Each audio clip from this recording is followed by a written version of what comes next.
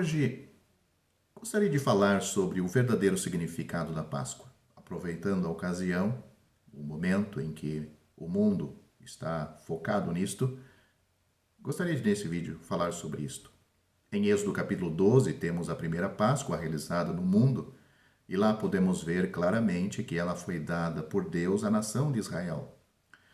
No Novo Testamento, o apóstolo Paulo diz que Cristo, nossa Páscoa, foi sacrificado por nós, em 1 Coríntios capítulo 5, versículo 7. A cena, o evento da Páscoa, é uma pregação do Evangelho, e nela podemos ver a provisão de Deus para nós, para a nossa salvação, para nós e para a nossa salvação. No Antigo Testamento, Deus se serviu de muitas figuras para desenhar para nós o seu plano de salvação. Os filhos de Israel, o povo de Deus daquela época, tinha sido escravos no Egito por muitos anos. Deus viu suas aflições, mandou 10 pragas a fim de punir os egípcios para forçá-los a libertar o seu povo escolhido. Mas depois do juízo das 9 pragas, os egípcios ainda permaneciam teimosos e endurecidos e se recusavam a deixar ir seus escravos. Consequentemente, Deus estava pronto para mandar-lhes a última praga pela qual finalmente realizaria sua salvação, a salvação do povo, e também manifestaria seu espantoso poder em benefício de seu povo Israel. O que veremos agora é como a última praga nos mostra o caminho da nossa salvação. Deus disse aos filhos de Israel que decidira matar todo o primogênito na terra do Egito, não fazendo distinção em sua ordem entre israelita e egípcio. Lemos, por exemplo, Êxodo capítulo 11, versículo 5, que diz: "E todo o primogênito da terra do Egito morrerá." Entretanto, Deus providenciou um meio de salvação para o seu povo. Ordenou que cada família israelita tomasse um cordeiro sem mancha, que o matasse, colocasse o sangue numa bacia, mergulhasse nele um molho de ensopo e com o ensopo marcasse a verga da porta e as ombreiras das suas casas. À meia-noite, o anjo do Senhor passaria pela terra. Se não visse a marca de sangue na porta, entraria e mataria o primogênito daquela casa. Soou a meia-noite, e o Senhor feriu todos os primogênitos dos egípcios, cujas casas as ombreiras e as vergas não estavam manchadas deste sangue estabelecido por Deus. Os que não morreram servem-nos hoje como um tipo dos salvos, e os que se perderam lá no Egito são um tipo dos que perecem hoje. Em primeiro lugar, devemos saber que todos os primogênitos do Egito devem morrer. Este é um fato. O Egito estava sob o julgamento de Deus. Logo, os filhos de Israel que moravam lá também estavam sob o juízo de Deus. O primogênito aqui representa todos os pecadores. Leia, por exemplo, 1 Coríntios capítulo 15, principalmente o versículo 46 e o 47. O Egito representa o mundo e Faraó presta-se como tipo ou representação do diabo. Assim, os que vivem no mundo são pecadores e escravos do diabo, e estão, portanto, sob o juízo de Deus e merecem a morte eterna. Todos pecaram, pois Deus não faz acepção de pessoas. Leia Romanos capítulo 3, versículo 22 e 23. E o salário do pecado é a morte. Romanos capítulo 6, versículo 23. Você que me ouve, não seja descuidado, nem se esqueça deste fato. Você é pecador. Seus pecados serão punidos e o castigo é a perdição eterna e o sofrimento sem fim no lago de fogo. Você pensar mais acerca de seus pecados. Você deve considerar mais o assunto do seu castigo. Quer você esteja dentro, quer esteja fora de uma organização religiosa chamada igreja, se ainda não foi salvo e seus pecados perdoados, a ira de Deus paira sobre você. João capítulo 3, versículo 36. Assim não se esqueça de que Deus é justo e que certamente condenará o pecado. Mas apesar de tal situação, não fomos deixados completamente sem esperança e sem um modo de salvação. É verdade que de nós mesmos não temos o caminho, mas Deus tem um caminho preparado para nós. E fora da salvação providenciada por Ele, por Deus, não há outro meio. A Bíblia afirma categoricamente, explicitamente, que não há salvação em nenhum outro. Porque debaixo do céu não existe nenhum outro nome dado entre os homens, pelo qual importa que sejamos salvos. Atos capítulo 4, versículo 12. Bem, voltando ao Egito, Deus condenou, melhor dizendo, Deus ordenou que os filhos de Israel preparasse um cordeiro. Esse cordeiro era a sua salvação e o sangue do cordeiro os livraria da morte. O cordeiro pascal aponta com clareza para o Senhor Jesus Cristo, pois em vários lugares do Novo Testamento Deus declara este fato. Note, por exemplo, que nós já citamos no início deste vídeo, Cristo, o nosso cordeiro pascal, foi imolado por nós. 1 Coríntios capítulo 5, versículo 7. Outro versículo. Eis o cordeiro de Deus que tira o pecado do mundo. Evangelho de João capítulo 1, versículo 29. Outro versículo. Sabemos que fostes resgatados pelo precioso sangue, como de cordeiro sem defeito e sem mácula, o sangue de Cristo. 1 Pedro capítulo 1, versículo 18 e 19. Assim como Deus usou o cordeiro pascal a fim de livrar os filhos de Israel no passado, da mesma forma agora, ele usa o Senhor Jesus Cristo, o nosso cordeiro pascal, para nos salvar. Assim como os filhos de Israel foram salvos pelo cordeiro, também somos hoje salvos pelo Cordeiro de Deus, o Senhor Jesus Cristo, o seu amado Filho, que veio a este mundo com este propósito. Eu faço uma pergunta: você deseja ser salvo? Se não deseja ser salvo, nada mais há que dizer para você. Mas se estiver disposto a confessar que é pecador e que por isto está sob o julgamento de Deus e deseja livrar-se do seu justo castigo, então saiba com toda certeza que Deus lhe preparou uma salvação. O Senhor Jesus Cristo foi crucificado por nossos pecados. A salvação já foi realizada, portanto, todos os que o recebem como Salvador pessoal serão salvos. Assim como os filhos de Israel não tinham outro meio de livramento a não ser pela confiança no sangue do Cordeiro pascal, nós também não temos outra salvação a não ser pela confiança no precioso sangue do Cordeiro de Deus.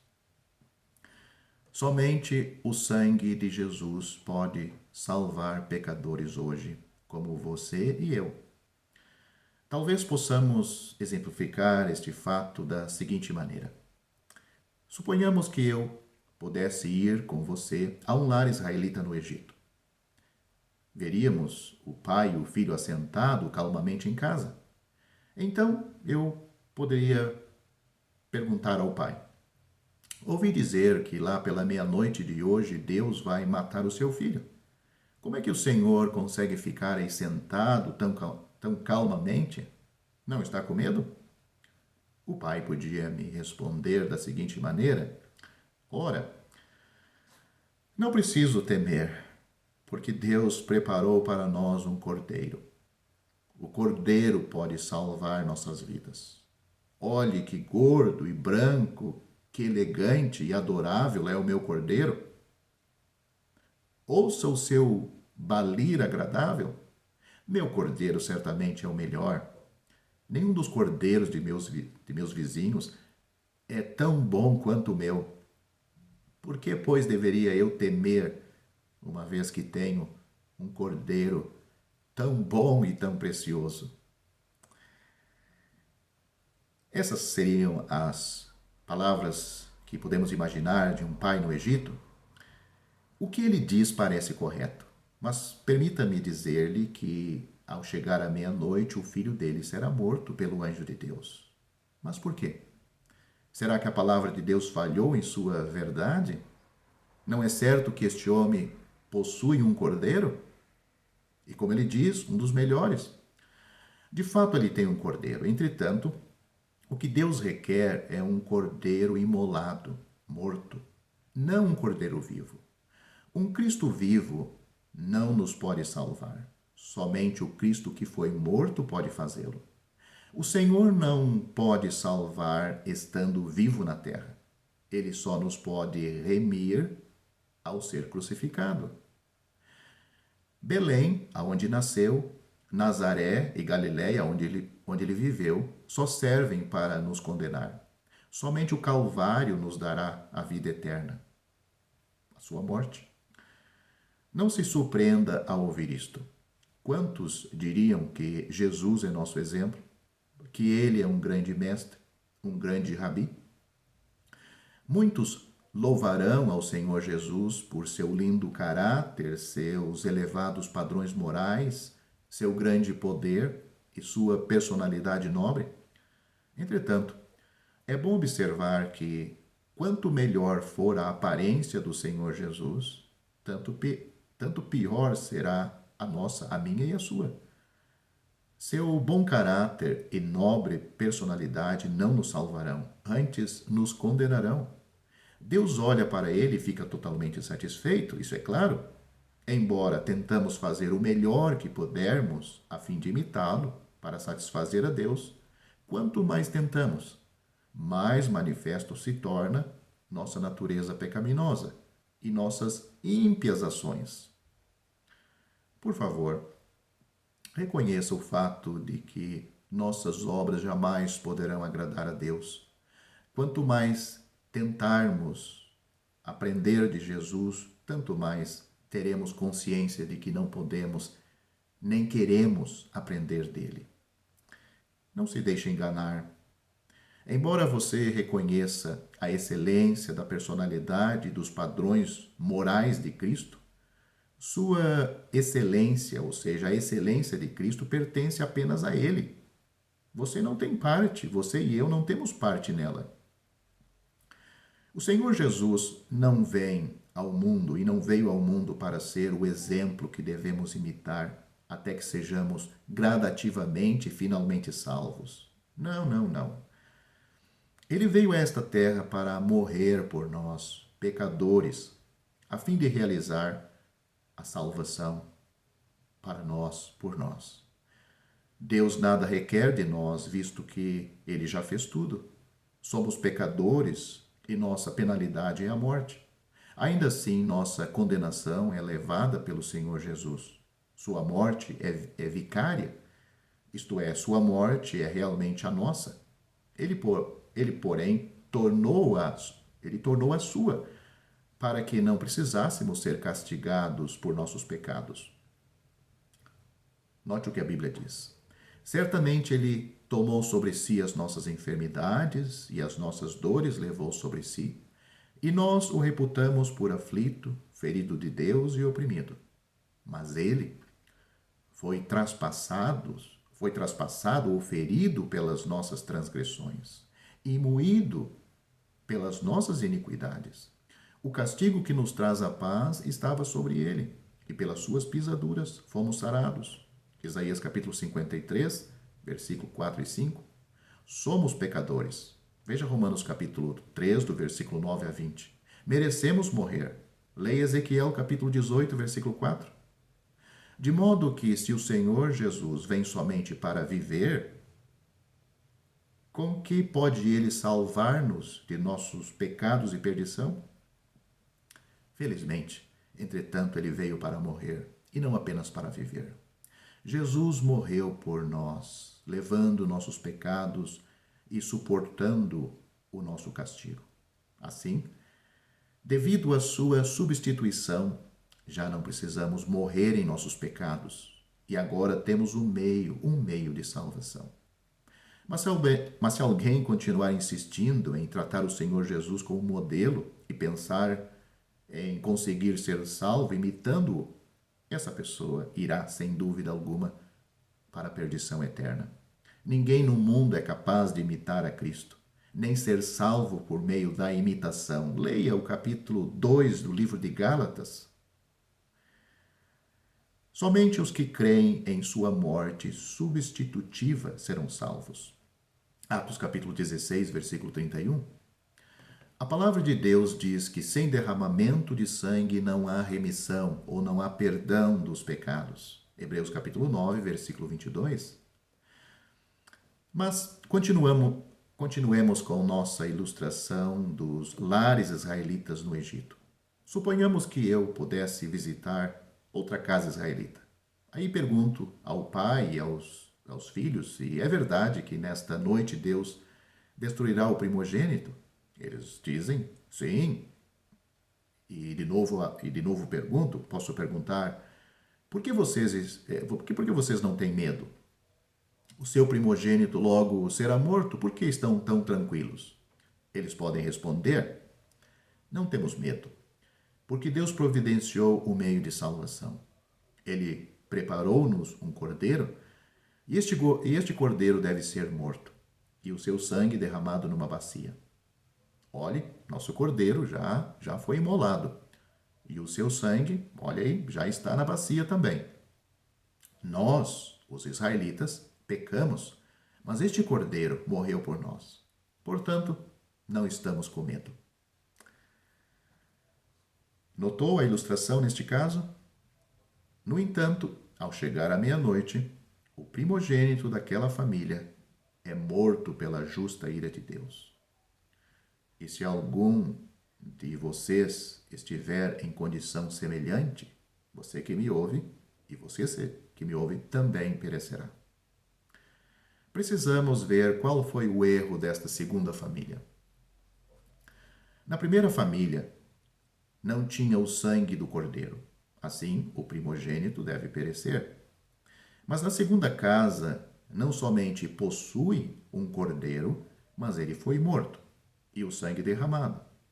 Por que, pois, o primogênito deve morrer nesta situação? Bem, embora eles deveras tivessem o sangue, onde estava ele? Compreendamos que o sangue da bacia não salva ninguém. O sangue do cordeiro deve ser aplicado nas ombreiras e na verga da porta, ou não salvará ninguém da morte. Não há muitos que se assemelham a esta segunda família no mundo religioso, no mundo evangélico, no mundo protestante. É provável que você seja membro de alguma igreja, que já tenha ouvido o evangelho do Senhor Jesus. Você sabe que ele morreu pelos pecadores do mundo. Leu na Bíblia a verdade de sua morte em nosso lugar e talvez até mesmo nos jornais e livros e ouviu falar dela do púlpito. Mas você nunca veio especificamente a Deus aceitando seu filho como Salvador. Nunca o aceitou pela fé. Você compreende que ele morreu pelo mundo. Entretanto, não o aceitou como aquele que leva os seus pecados. Você ouviu falar dele e tem conhecimento intelectual? Não obstante, não creu com o coração. Parou logo depois de ouvir e saber. Não prosseguiu em buscar a graça de Deus. Pode ser até que você já se tenha cansado de ouvir a palavra referente à cruz de Cristo. O seu problema é não uniu ou ligou a fé com a palavra que ouviu. Leia Hebreus capítulo 4, versículo 2, aonde tem esse assunto. De modo que ainda é uma alma a perecer. Sabe de uma coisa? Se ainda não creu no Senhor Jesus como seu Salvador, ou seja, não o recebeu pela fé, daí seu conhecimento não o ajudará nem um pouco. É pena, mas seu lugar ainda é o inferno. O sangue na bacia mas não nas ombreiras e na verga, não pode salvá-lo. O que aproveita se sua morte, o que aproveita se sua mente conhece o Evangelho, mas seu coração não crê no Senhor Jesus Cristo? Romanos capítulo 10, versículo 10. O conhecer não o salva, é o crer que salva. Atos capítulo 16, versículo 31. João capítulo 3, versículo 16. Permita-me, pois, perguntar se você já espargiu o sangue de Cristo sobre o seu coração, pela fé. Você já aceitou o Senhor Jesus como seu Salvador? Não pergunto sua idade ou qual foi a sua criação ou qual é o seu grau de instrução, nem mesmo seu estado de saúde. Apenas uma pergunta no mundo é da mais vital importância e consequência. Você está salvo? Já tem a vida eterna? O precioso sangue de Cristo, do Cordeiro de Deus, foi aplicado ao seu coração? Esta é a pergunta mais importante a qualquer pessoa e a qualquer tempo. Esta pergunta, um dia você vai ter que responder. O sangue na bacia, mas não aplicado às ombreiras e à verga da porta do coração, não salva ninguém. Embora você saiba que o Senhor Jesus morreu por seus pecados, ainda perecerá se não aplicar o sangue dele pela fé ao seu coração. A negra noite do juízo se aproxima. O anjo de Deus que pune os pecadores breve vem. A eternidade está perante você. Vida ou morte é eterna nestes casos. Por quê? Então, não se apropria do sangue imediatamente? Por que espera você ainda em seus pecados? Naquela noite, os filhos de Israel molharam um punhado de ensopo no sangue e o espargiram no lado de fora da porta. Se dependermos do precioso sangue do Senhor Jesus, nós também não podemos prescindir de nosso ramo de ensopo. Segundo a Bíblia, o ensopo é o menor das plantas. Compare isto com 1 Reis capítulo 4, versículo 33. Algo que pode ser facilmente desprezado. Permita-me falar francamente. Jamais vi uma pessoa orgulhosa disposta a crer no Senhor Jesus. A menos que nos consideremos pecadores, perdidos, arruinados, condenados por Deus, não aceitaremos como nosso Salvador. Portanto, que os orgulhosos não mais se ufanem, mas prostrem-se aos pés do Senhor Jesus. Reconheçam ser pecadores, se arrependam, aceitem sua salvação e sejam salvos. Estando o sangue na bacia, os filhos de Israel não tinham segurança. Somente ao ser o sangue aplicado às ombreiras e à verga da porta, estavam seguros. Da mesma forma, nós hoje, se conhecermos a salvação do Senhor Jesus, mas não o aceitarmos pela fé, estaremos sempre em perigo. Mas tão logo a pessoa crê em seu coração e é purificada pelo precioso sangue, ela está segura para sempre. Quão triste, contudo, que tantos que já creram no Senhor Jesus ainda não compreendem que estão seguros e que já não serão julgados. Vejamos o que acontece em uma visita que faço a outra família no Egito. Chegando agora à terceira casa, por exemplo, ao chegar à porta, vejo que o sangue do cordeiro foi realmente colocado nas ombreiras e na verga da porta. Ao entrar, também vejo o cordeiro que foi morto, a bacia, e ali está o punhado de ensopo.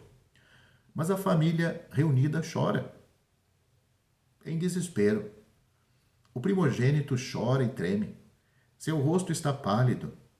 Tal visão dá-me a entender que uma grande calamidade está prestes a abater-se sobre esta família, de modo que lhes pergunto o motivo de seu pesar. Eles respondem: Senhor, não sabe que à meia-noite algo desastroso vai acontecer? Deus ferirá todos os primogênitos na terra do Egito, e nosso filho está na relação dos que serão mortos. Ao dizer isto, eles levantam as vozes e de novo choram. Mas Deus não lhes providenciou uma salvação? Eu posso perguntar-lhes? Não lhes ordenou ele que matasse um cordeiro e colocasse seu sangue nas ombreiras e na verga da porta? E vocês já não espargiram o sangue sobre a porta? Já não fizeram o que Deus ordenou? Por que, pois, se preocupam tanto? Eles podem responder: é verdade que Deus falou tudo isto e fizemos o que ele ordenou, mas não nos sentimos seguros. Faço o melhor que posso para confortá-los nesta situação, posso dizer muitas coisas e digo-lhes que não se preocupem nem chorem, porque tem o precioso sangue aplicado no lugar ordenado por Deus e, portanto, estão pisando em terreno seguro, eles estão seguros. Contudo, continuam a preocupar-se, pois não se consideram a salvo simplesmente pelo espargir do sangue, segundo as instruções divinas. Neste caso, julguem por si mesmos se a preocupação desta família tem fundamento. Devem eles estar assim tão pesarosos, preocupados, chorando, aflitos?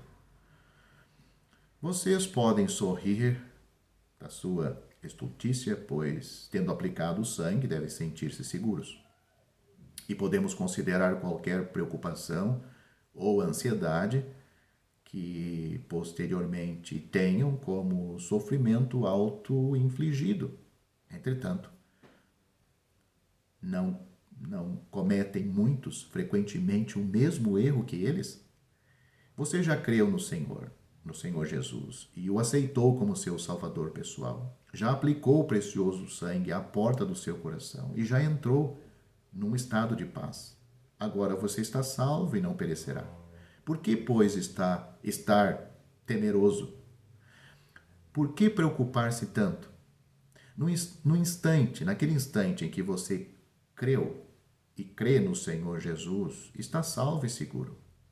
Se ainda não o aceitou como Salvador, como seu Salvador, deve preocupar-se e chorar, pois continua a ser condenado por seus pecados, como temos em João capítulo 3, versículo 18. Mas se você já creu na morte substitutiva de Cristo na cruz, não tem motivos nem obrigação de preocupar-se nem de chorar, porque já é uma pessoa salva. Deve alegrar-se, sim, e regozijar-se, porque Deus já o salvou. Você não salva a si mesmo. Deus o salva. Quão espantoso é esta graça! Você deve começar a louvar o Senhor por sua graça e não mais sentir-se pesaroso. Em verdade vos digo que quem ouve a minha palavra e crê naquele que me enviou tem a vida eterna. Não entrará em condenação, mas passou da morte para a vida. Essas foram as palavras do Senhor Jesus em João capítulo 5, versículo 24. Hoje você é uma pessoa salva. O céu lhe pertence, se isto é uma realidade em sua vida. Muitos não compreendem que são salvos pelo simples, se posso dizer simples, fato de crer no Senhor Jesus Cristo.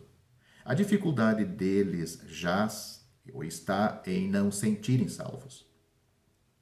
As pessoas muitas vezes dizem que já creram no Senhor Jesus como seu Salvador, entretanto, não se sentem salvas.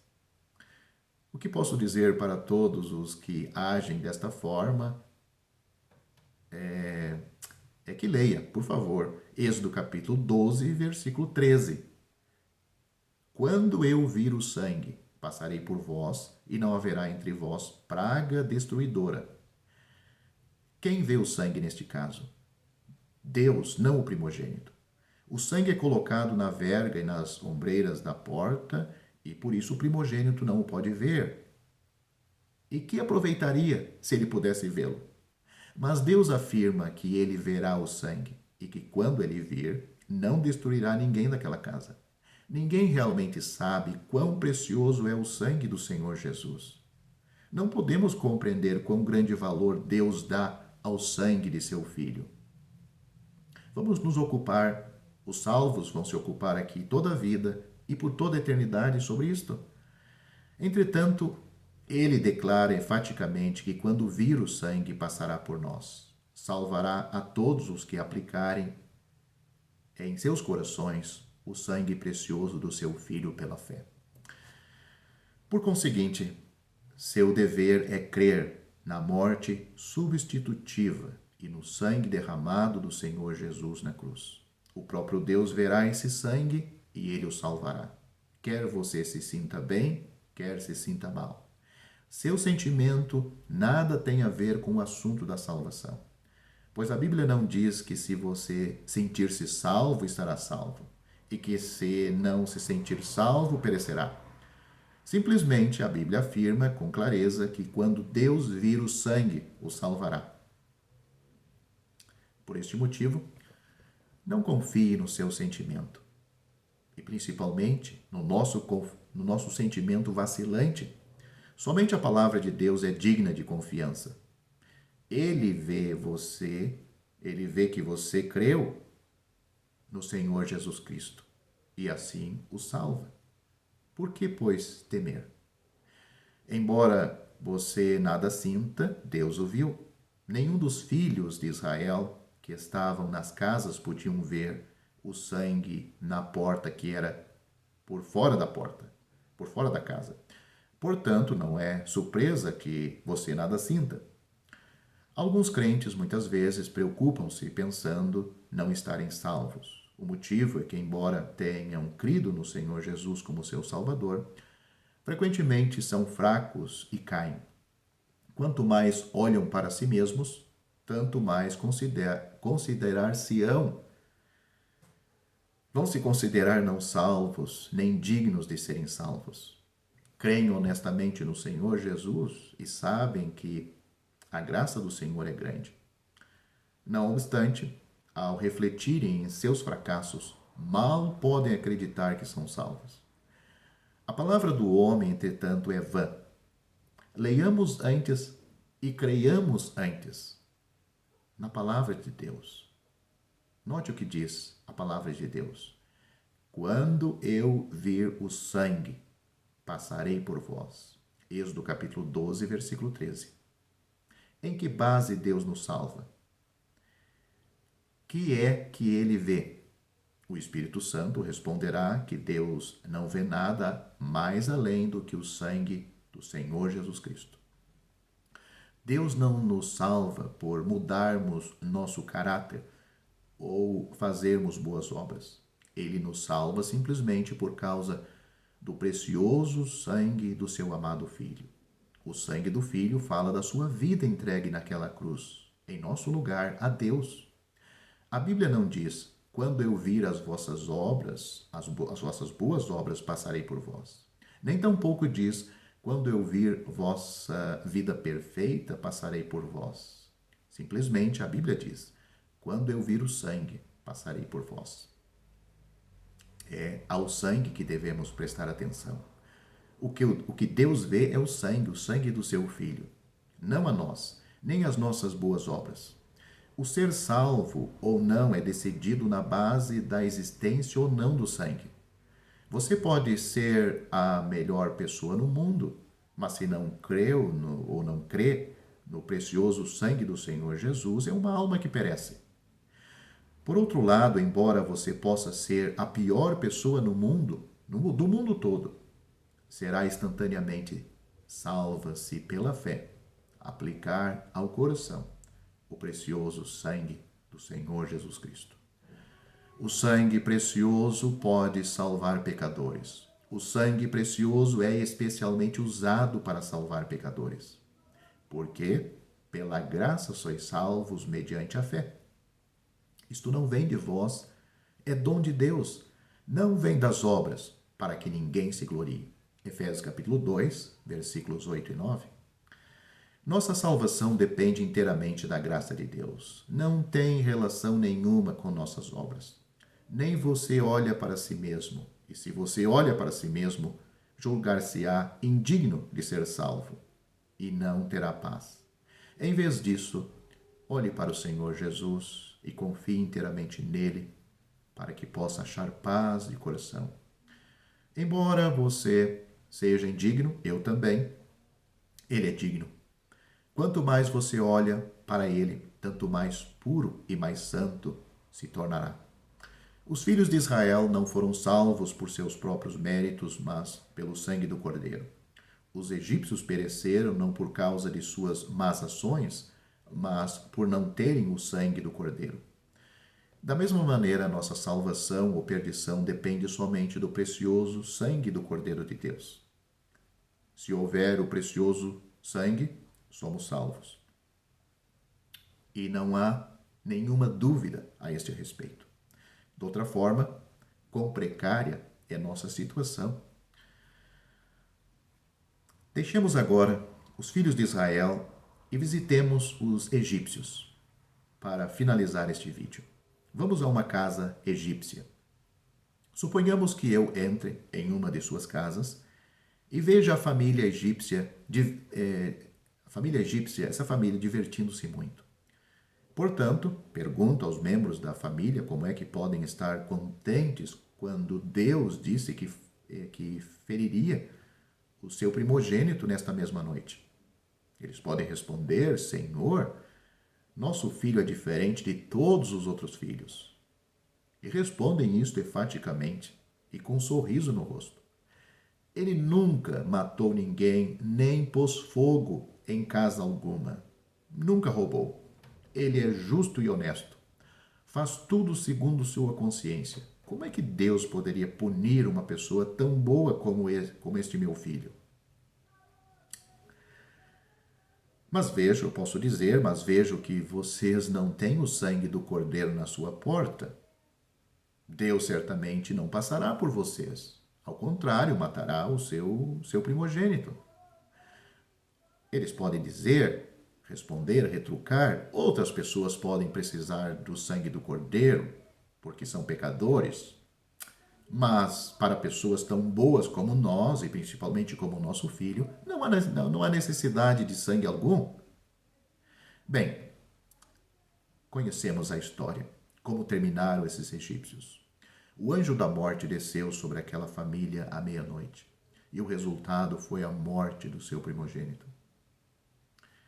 Agora, permita-me preveni-lo de que o fim de todos os que confiam em sua própria justiça, e não no precioso sangue do Senhor Jesus, será a perdição eterna. Embora você possa ser melhor que seus vizinhos, e ainda que seja muito honesto aos olhos dos homens, acredita realmente que sua pequena quantia de méritos pode livrá-lo da ira do mais justo Deus? Você crê nisto realmente? Ele olha com desprezo para todas as nossas justiças. Aos olhos de Deus, ainda somos pecadores. Pereceremos se não tivermos o sangue do Cordeiro de Deus, a fim de fazer propiciação por nós. Embora os filhos de Israel fossem de dura cerviz, como ficou demonstrado mais tarde na sua experiência no deserto, entretanto são salvos porque têm o sangue do Cordeiro a fim de expiar seus pecados. Os egípcios podiam ser bons, eles, não obstante, devem perecer porque não tinham o sangue do Cordeiro para expiação ou para expiar seus pecados. Nossa salvação ou perdição não depende